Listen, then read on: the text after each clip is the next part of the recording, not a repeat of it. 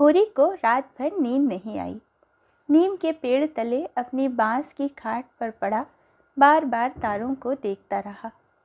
गाय के लिए एक नांद गाड़नी है, बैलों से अलग उसकी नांद रहे तो अच्छा। अभी तो रात को बाहर ही रहेगी, लेकिन चौमासे में उसके लिए दूसरी जगह ठीक करनी होगी। बाहर लोग नज़र लगा देते हैं। कभी कभी तो ऐसा टोना टोटका कर देते हैं कि गाय का दूध ही सूख जाता है। थन में हाथ ही नहीं लगाने देती, लात मारती है। नहीं, बाहर बांधना ठीक नहीं। और बाहर नान भी कौन गाड़ने देगा? कारिंदा साहब नज़र के लिए मुंह फुलाएंगे। छोटी छोटी बात के लिए राय साहब के पास फरियाद ले जाना भी उचित नहीं। और कारिंदे के सामने मेरी सुनता कौन है? उनसे कुछ पूछूं तो कारिंदा दुश्मन हो जाए। जल में रहकर मगर से बैर करना लड़कपन है। भीतर ही बांधूंगा। आंगन है तो छोटा सा, लेकिन एक मड़ैया डाल देने से काम चल जाएगा। अभी पहला ही बयान है, 5 सेर से कम क्या दूध देगी? सेर भर तो गोबर ही को चाहिए। रुपया दूध देकर कैसी ललचाती है। अब पिए जितना चाहे। कभी कभी 2-4 सेर मालिकों को दे आया करूँगा। कारिंदा साहब की पूजा भी करनी ही होगी और भोला के रुपए भी देने चाहिए। सगाई के ढकोसले में उसे क्यों डालूं? जो आदमी अपने ऊपर इतना विश्वास करे, उससे दगा करना नीचता है। 80 रुपए की गाय मेरे विश्वास पर दे दी। नहीं, यहाँ तो कोई एक पैसे को नहीं पतियाता। सन में क्या कुछ मिलेगा? अगर 25 रुपए भी दे दूँ तो भोला को ढाढ़स हो जाए। धनिया से नाहक बता दिया। चुपके से गाय लाकर बांध देता तो चकरा जाती। लगती पूछने, किसकी गाय है, कहाँ से लाए हो? खूब दिख करके तब बताता। लेकिन जब पेट में बात पचे भी, कभी 2-4 पैसे ऊपर से आ जाते हैं, उनको भी तो नहीं छिपा सकता। और ये अच्छा भी है, उसे घर की चिंता रहती है। अगर उसे मालूम हो जाए कि इनके पास भी पैसे रहते हैं तो नखरे बघाड़ने लगे। गोबर ज़रा आलसी है। नहीं, मैं गऊ की ऐसी सेवा करता कि जैसी चाहिए। आलसी वालसी कुछ नहीं, इस उम्र में कौन आलसी नहीं होता। मैं भी दादा के सामने मटरगश्ती ही किया करता था। बेचारे पहर रात से कुट्टी काटने लगते, कभी द्वार पर झाड़ू लगाते, कभी खेत में खाद फेंकते। मैं पड़ा सोता रहता था। कभी जगा देते तो मैं बिगड़ जाता और घर छोड़कर भाग जाने की धमकी देता था। लड़के जब माँ बाप के सामने भी जिंदगी का थोड़ा सा सुख न भोगेंगे, तो फिर जब अपने सिर पर पड़ गई तो क्या भोगेंगे? दादा के मरते ही क्या मैंने घर नहीं संभाल लिया? सारा गांव यही कहता था कि होरी घर बर्बाद कर देगा। लेकिन सिर पर बोझ पड़ते ही मैंने ऐसा चोला बदला कि लोग देखते रह गए। शोभा और हीरा अलग ही हो गए। नहीं, आज इस घर की और ही बात होती। 3 हल एक साथ चलते, अब तीनों अलग अलग चलते हैं। बस समय का फेर है। धनिया का क्या दोष था? बेचारी जब से घर में आई, कभी तो आराम से न बैठी। डोली से उतरते ही सारा काम सिर पर उठा लिया। अम्मा को पान की तरह फेरती रहती थी। जिसने घर के पीछे अपने को मिटा दिया, देवरानियों से काम करने को कहती थी तो क्या बुरा करती थी? आखिर उसे भी तो कुछ आराम मिलना चाहिए। लेकिन भाग्य में आराम लिखा होता तब तो मिलता। तब देवरों के लिए मरती थी, अब अपने बच्चों के लिए मरती है। वह इतनी सीधी, गमखोर, निर्छल न होती तो आज शोभा और हीरा जो मूँछों पर ताव देते फिरते हैं, कहीं भीख मांगते होते। आदमी कितना स्वार्थी हो जाता है, जिसके लिए लड़ो वही जान का दुश्मन हो जाता है। होरी ने फिर पूर्व की ओर देखा। शायद भिनसार हो रहा है। गोबर काहे को जागने लगा। नहीं, कह के तो यही सोया था कि मैं अंधेरे में चला जाऊंगा, जाकर नांद तो गाड़ दूं। लेकिन नहीं, जब तक गाय द्वार पर ना आ जाए नांद गाड़ना ठीक नहीं। कहीं भोला बदल गए या और किसी कारण से गाय ना दी तो सारा गांव तालियां पीटने लगेगा। चले थे गाय लेने। पट्टे ने इतनी फुर्ती से नांद गाड़ दी मानो इसी की कसर थी। भोला है तो अपने घर का मालिक, लेकिन जब लड़के सयाने हो गए तो बाप की कौन चलती है। कामता और जंगी अकड़ जाएं तो क्या भोला अपने मन से गाय मुझे दे देंगे? कभी नहीं। सहसा गोबर चौंक कर उठ बैठा और आंखें मलता हुआ बोला, अरे ये तो भोर हो गई, तुमने नांद गाड़ दी दादा? होरी गोबर की सुगठित शरीर और चौड़ी छाती की ओर गर्व से देखकर और मन में ये सोचते हुए कि कहीं इसे गोरस मिलता तो कैसा पट्ठा हो जाता, बोला, नहीं, अभी नहीं गाड़ी। सोचा कहीं ना मिले तो नाहक भद्द हो। गोबर ने त्योरी चढ़ाकर कहा, मिलेगी क्यों नहीं? उनके मन में कोई चोर बैठ जाए। चोर बैठे या डाकू, गाय तो उन्हें देनी ही पड़ेगी। गोबर ने और कुछ न कहा, लाठी कंधे पर रखी और चल दिया। होरी उसे जाते देखता हुआ अपना कलेजा ठंडा करता रहा। अब लड़के की सगाई में देर न करनी चाहिए। 17वां साल लग गया, मगर करें कैसे? कहीं पैसे के भी दर्शन हों। जब से तीनों भाइयों में अलगौछा हो गया, घर की साख जाती रही। महतो लड़का देखने आते हैं, पर घर की दशा देखकर मुंह फीका करके चले जाते हैं। 2-1 राजी भी हुए तो रुपए मांगते हैं। 200-300 लड़की का दाम चुकाए और इतना ही ऊपर से खर्च करे तब जाकर ब्याह हो। कहाँ से आवें इतने रुपए? रास खलिहान में तुल जाती है, खाने भर को भी नहीं बचता। ब्याह कहाँ से हो? और अब तो सोना ब्याहने योग्य हो गई है। लड़के का ब्याह न हुआ ना सही, लड़की का ब्याह न हुआ तो सारी बिरादरी में हंसी होगी। पहले तो उसी की सगाई करनी है, पीछे देखी जाएगी।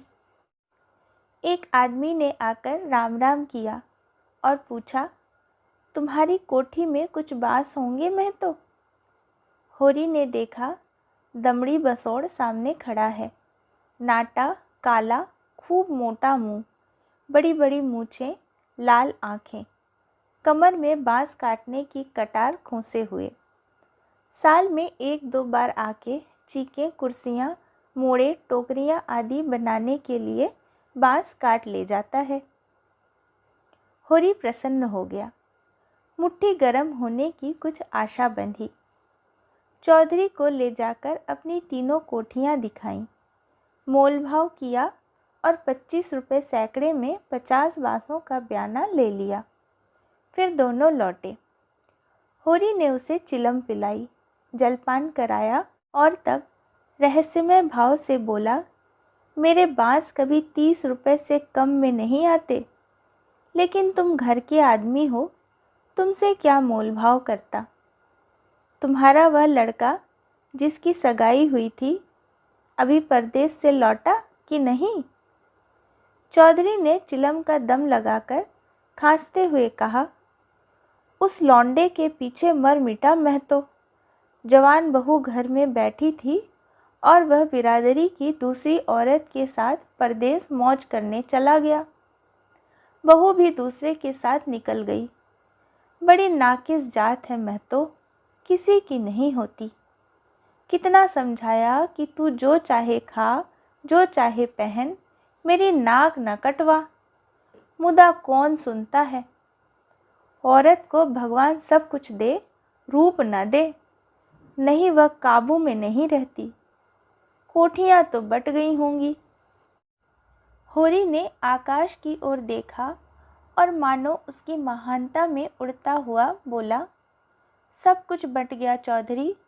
जिनको लड़कों की तरह पाला पोसा वह बराबर के हिस्सेदार हैं, लेकिन भाई का हिस्सा खाने की अपनी नीयत नहीं।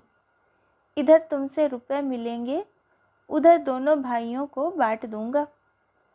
4 दिन की ज़िंदगी में क्यों किसी से छल कपट करूं? नहीं कह दूं कि 20 रुपए सैकड़े में बेचे हैं तो उन्हें क्या पता चलेगा। तुम उनसे कहने थोड़े ही जाओगे। तुम्हें तो मैंने बराबर अपना भाई समझा है।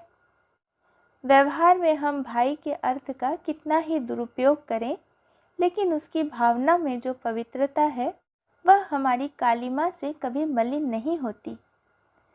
होरी ने अप्रत्यक्ष रूप से यह प्रस्ताव करके चौधरी के मुंह की ओर देखा कि वह स्वीकार करता है या नहीं।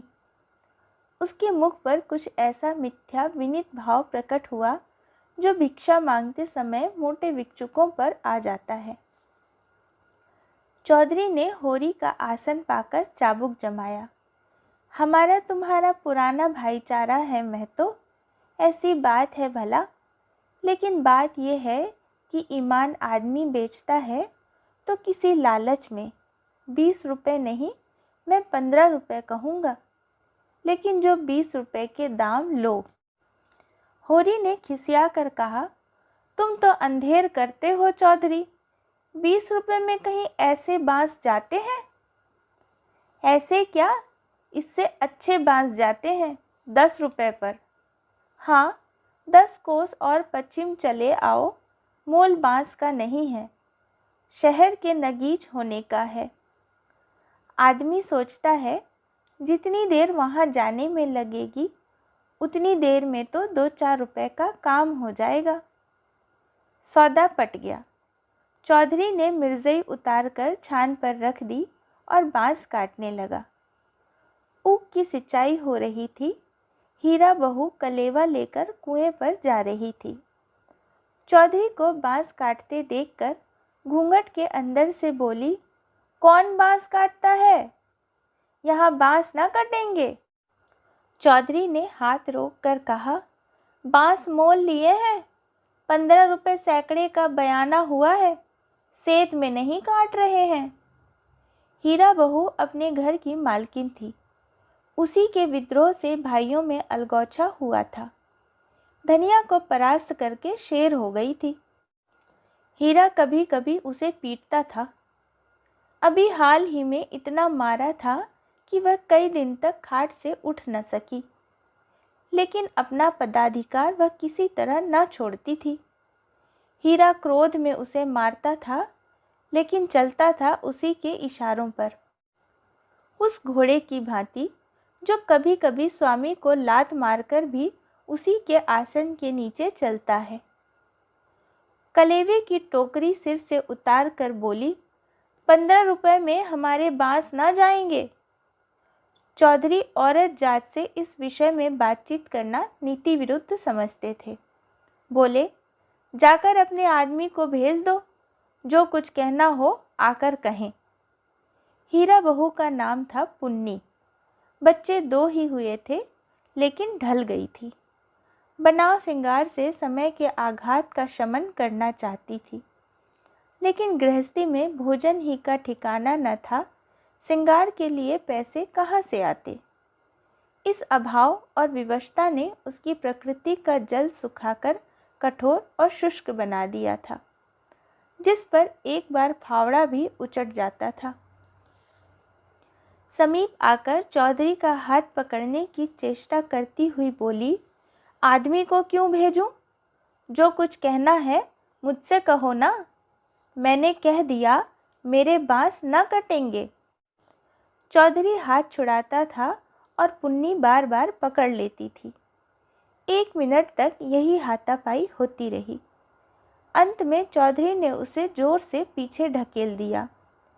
पुन्नी धक्का खाकर गिर पड़ी, मगर फिर संभली और पाँव से तल्ली निकालकर चौधरी के सिर, मुंह, पीठ पर अंधाधुंध जमाने लगी। मसोर होकर उसे ढकेल दे, उसका ये अपमान। मारती जाती थी और रोती जाती थी। चौधरी उसे धक्का देकर नारी जाति पर बल प्रयोग करके गच्चा खा चुका था। खड़े खड़े मार खाने के सिवा इस संकट से बचने की उसके पास और कोई दवा न थी।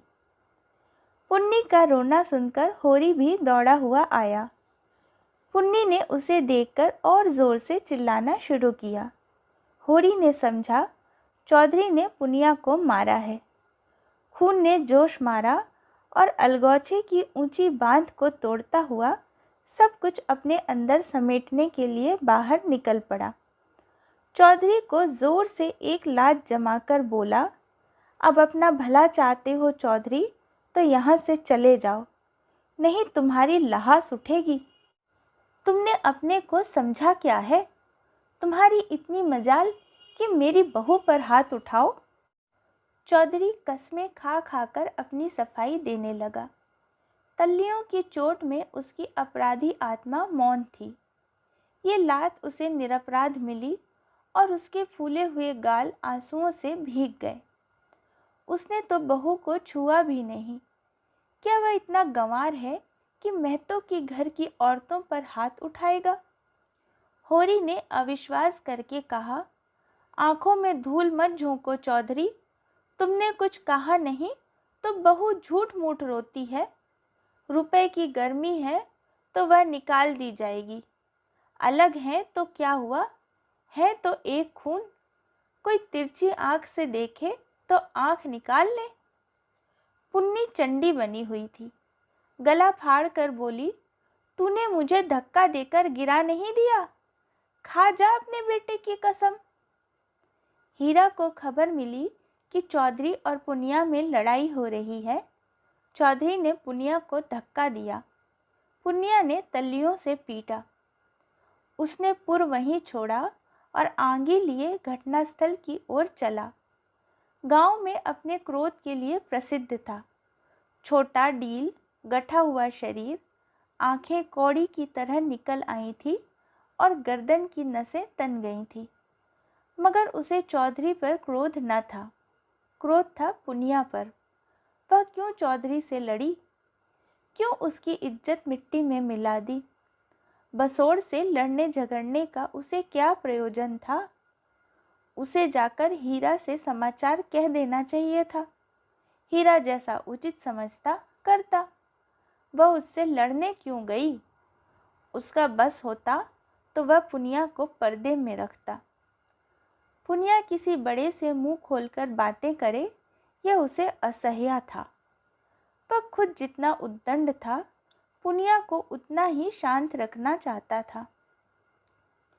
जब भैया ने 15 रुपए में सौदा कर लिया तो वह बीच में कूदने वाली कौन? आते ही उसने पुनिया का हाथ पकड़ लिया और घसीटता हुआ अलग ले जाकर लगा लातें जमाने। तो हमारी नाक कटाने पर लगी हुई है, तो छोटे छोटे आदमियों से लड़ती फिरती है।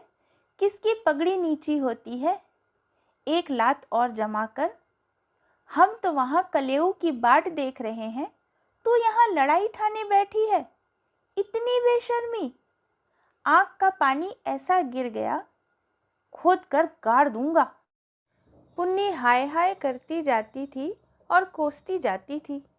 तेरी मिट्टी उठे, तुझे हैजा हो जाए, तुझे मरी आए, देवी मैया तुझे लील जाए, तुझे इन्फ्लुएंजा हो जाए, भगवान करे तू कोढ़ी हो जाए, हाथ पांव कट कट गिरें। और गालियां तो हीरा खड़ा खड़ा सुनता रहा, लेकिन ये पिछली गाली उसे लग गई। हैजा मारी आदि में विशेष कष्ट न था। इधर बीमार पड़ा, उधर विदा हो गए। लेकिन कोढ़, ये घिनौनी मौत और उससे भी घिनौना जीवन। वह तिलमिला उठा, दांत पीसता हुआ पुनिया पर झपटा और झूठे पकड़कर फिर उसका सिर जमीन पर रगड़ता हुआ बोला, हाथ पांव कट कर गिर जाएंगे तो मैं तुझे लेकर चाटूंगा। तू ही मेरे बाल बच्चों को पालेगी हैं? तू इतनी बड़ी गिरस्ती चलाएगी? तू तो दूसरा भतार करके किनारे खड़ी हो जाएगी। चौधरी को पुनिया की इस दुर्गति पर दया आ गई। हीरा को उदारता पूर्वक समझाने लगा। हीरा महतो, अब जाने दो, बहुत हुआ।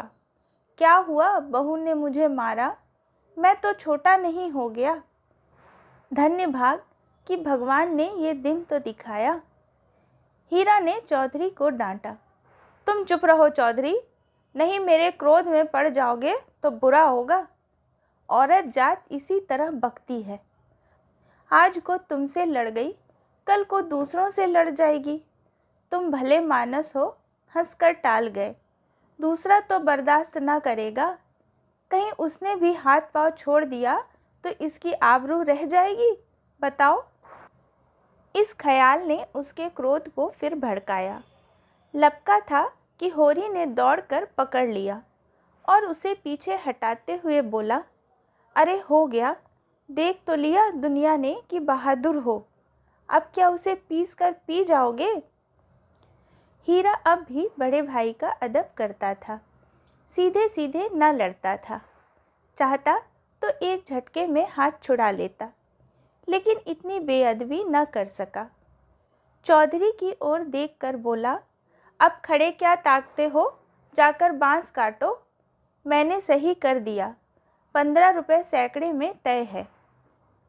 कहाँ तो पुन्नी रो रही थी, कहाँ झमक कर उठी और अपना सिर पीटकर बोली, लगा दे घर में आग, मुझे क्या करना है।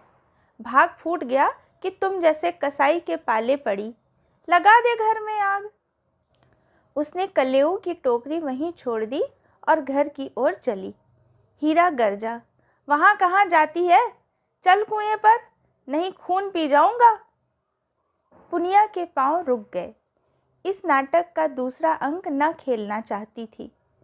चुपके से टोकरी उठाकर रोती हुई कुएं की ओर चली। हीरा भी पीछे पीछे चला। होरी ने कहा, अब फिर मारधाड़ ना करना, इससे औरत बेशरम हो जाती है। कहानी का अगला भाग सुनिए गोदान भाग 4 में।